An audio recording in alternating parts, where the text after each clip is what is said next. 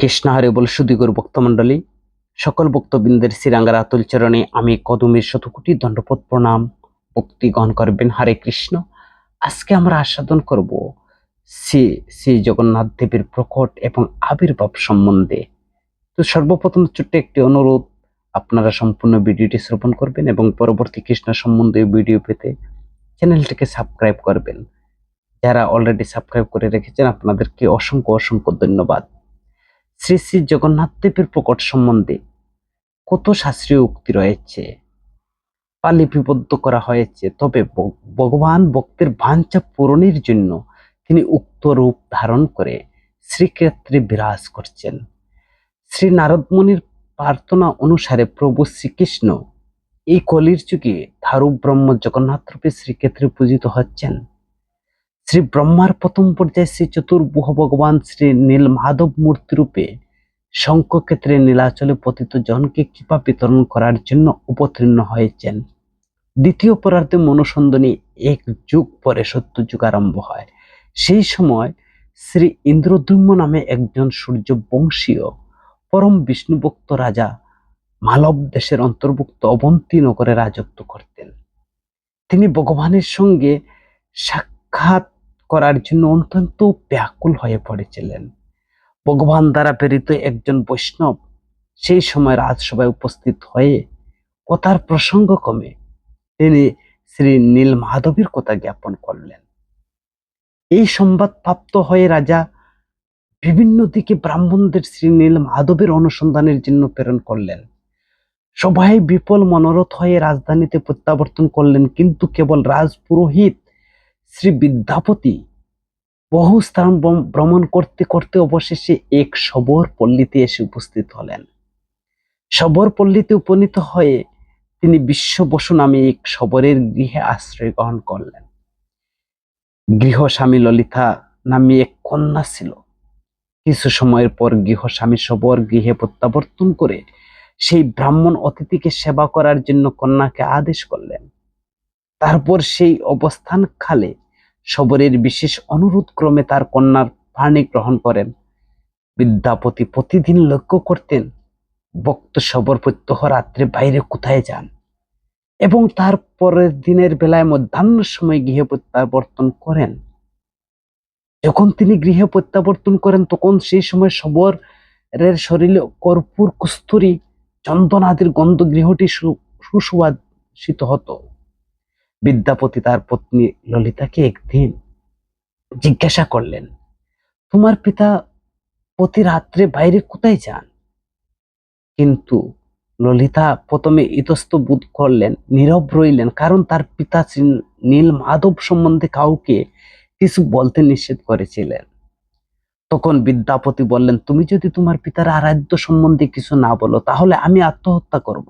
ললিতা বিধবা হয়ে যাওয়ার ভয়ে তার পিতার আরাধ্য শ্রী নীল মাধব সম্বন্ধে সব তথ্য স্বামীকে প্রদান করলেন। আর শ্রী নীল মাধবের অনুসন্ধানের জন্য বিদ্যাপতি আনন্দের আর সীমা রইল না। পিতার আদেশ লঙ্ঘন করে ললিতা পতিকে শ্রী নীল মাধবের কথা জানালেন।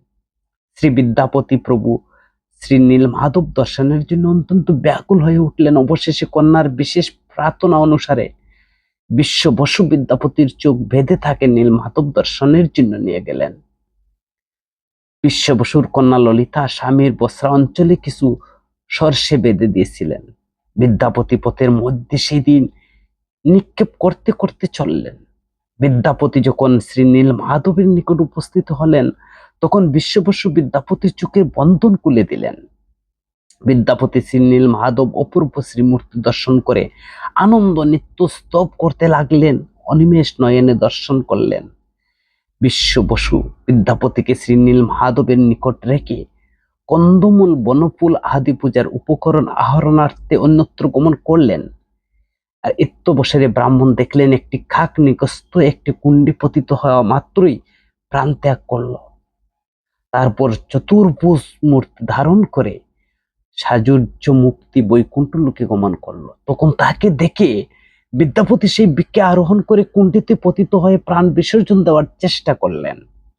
সেই সময় আকাশবাণী হলো, হে ব্রাহ্মণ, তুমি যেহেতু নীল মাধবকে দর্শন করেছ তাই তা সর্বপ্রথম শ্রী ইন্দ্রদ্যুম্ন রাজাকে জানাও, প্রতিদিনের মতো সবর বনফুল কুন্দফুল নিয়ে নিবেদন করে শ্রী মাধবের পূজা আরম্ভ করলেন। তখন শ্রী নীল মাধব বিশ্ব বসুকে বললেন, আমি এতদিন তোমার প্রদত্ত বনফুল আর বনফল গ্রহণ করেছি। বর্তমানে আমার ভক্ত শ্রী ইন্দ্রদ্যুম্ন মহারাজের প্রদত্ত রাজ সেবা গ্রহণের আমার অভিলাষ হয়েছে। শ্রী নীল মাধব পূজা কার্য থেকে বঞ্চিত হয় আশঙ্কায় সবর নিজের জামাতা বিদ্যাপতিকে গৃহে আবদ্ধ করে রাখলেন। ললিতা বারবার প্রার্থনায় বিশ্ব বসু ব্রাহ্মণকে মুক্ত করে দিলেন। তারপর বিদ্যাপতি ইন্দ্রদ্যুম্ন রাজার নিকট উপস্থিত হয়ে শ্রী নীল মাধবের কথা জ্ঞাপন করলেন। রাজা মহা আনন্দে বহু লোককে সঙ্গে নিয়ে তিনি শ্রী নীল মাধবকে আনার জন্য অভিযান শুরু করলেন। বিদ্যাপতি নিক্ষিপ্ত সর্ষের থেকে উৎপন্ন ঘাসগুলো তাকে প্রদর্শন হলো। তারপর শ্রী ইন্দ্রদ্যুম্ন সৈন্য সামন্ত সহ সেই স্থানে উপস্থিত হলেন, কিন্তু নীল মাধবকে দেখতে না পেয়ে সৈন্য সামন্ত ধারা সবরপল্লীতে অবরোধ করলেন। উভয়ের মধ্যে ভীষণ যুদ্ধ হলো। শেষে আকাশবাণী হলো, হে রাজা, এই যুদ্ধ বন্ধ করো, সবরকে ছেড়ে দাও। নীলাদ্রি পর্বতের উপরে একটি মন্দির নির্মাণ করো, সেখানে দারু ব্রহ্মরূপে আমার দর্শন পাবে, কিন্তু নীল মাধব রূপে আমাকে দর্শন করতে পারবে না। তারপর ইন্দ্রদ্যুম্ন শ্রী মন্দির নির্মাণে বৌমালা নামক স্থান থেকে পাথর এনে শঙ্খ অভিমান মণ্ডলে একটি মন্দির নির্মাণ করলেন। রামকৃষ্ণপুর নামক একটি গ্রাম স্থাপন করলেন। শ্রী মন্দিরটি মাটির ভিতরে 60 হাত, মাটির উপরে 120 হাত উঁচু করা হলো। মন্দিরের উপরে একটি কলস, তার উপরে একটি চক্র স্থাপিত হলো। মন্দিরটি সুবর্ণের মণ্ডিত করা হলো। শ্রী ইন্দ্রদ্যুম্ন মহারাজ শ্রী ব্রহ্মার দ্বারা মন্দিরটি প্রতিষ্ঠা করবার অভিলাষ করে তিনি ব্রহ্মলোকে গমন করলেন। আর ব্রহ্মলোকে উপস্থিত হয়ে ব্রহ্মার অপেক্ষা বহুকাল অতিবাহিত হওয়ার ফলে ইতিমধ্যে শ্রী ইন্দ্রদ্যুম্ন নির্মিত মন্দিরের সমুদ্রের বালুকণার দ্বারা আবৃত হয়ে গেল। আর সেই সময় সুরদেব এবং তার গালব মাধব প্রভৃতি রাজা সেখানে রাজত্ব করেছিলেন। তো গালব মাধব বালুকণার অভ্যন্তর হতেই মন্দির উদ্ধার করেন। তারপর ইন্দ্রদ্যুম্ন ব্রহ্মার কাছ থেকে নিজের রাজ্যে প্রত্যাবর্তন করলেন। উক্ত মন্দির বলে দাবি করলেন। গাল মাধব মন্দিরের নিজকৃত বলে দাবি করলেন, কিন্তু মন্দিরের নিকট কল্পবটস্থিত ভূষণ্ড খাক, যিনি যুগ যুগান্তর ধরে সেই রাম নাম কীর্তন করেন, সেখানে অবস্থান করেন, সমস্ত ঘটনা অবলোকন করেছিলেন। তিনি বললেন, এই মন্দিরটি শ্রী ইন্দ্রদ্যুম্নের।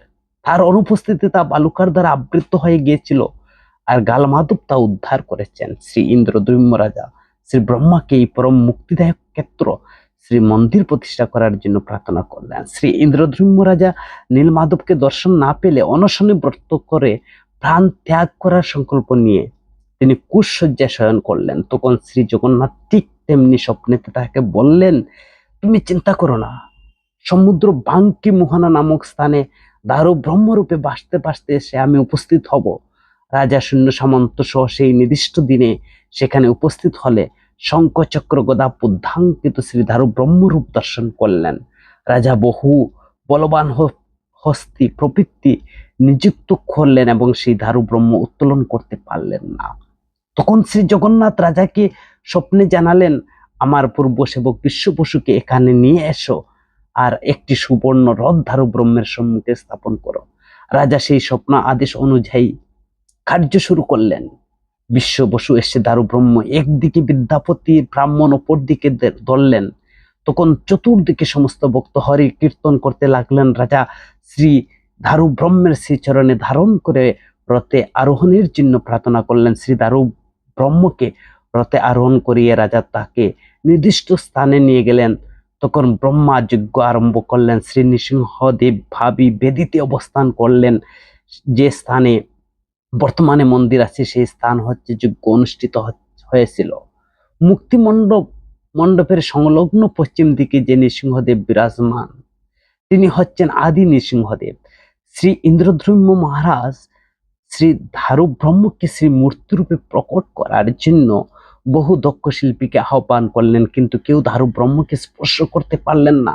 তাদের যন্ত্রপাতির দ্বারা সব খণ্ড বিখণ্ডিত হয়ে গেল। অবশেষে ভগবান স্বয়ং অনন্ত মহারানা নামে আত্মপরিচয় দিয়ে একজন বৃদ্ধ শিল্পী রূপে ছদ্মবেশে উপস্থিত হয়ে 21 দিনের মধ্যে ধারু রুদ্ধ করে সেই বিগ্রহ প্রকটিত করাবেন, এই প্রতিশ্রুতি দিলেন।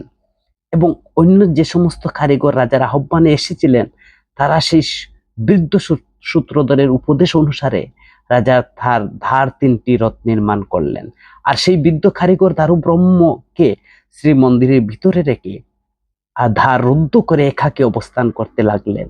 21 দিন পূর্বে কখনো ধার উন্মোচন করবেন না, রাজাকে সেই প্রতিজ্ঞা করালেন। কিন্তু 2 সপ্তাহ অতিবাহিত হওয়ার পর কারিগরের যন্ত্রপাতি শব্দ শুনতে না পেয়ে রাজা উৎকণ্ঠিত হয়ে পড়লেন এবং মন্দিরে বার তিনি মন্ত্রীকে বলতে লাগলেন এবং নিষেধ হওয়ার সত্ত্বেও রাজার রানীর পরামর্শ অনুসারে বলপূর্বক স্বহস্তে শ্রীমন্দিরের ধার উন্মূলন করলেন।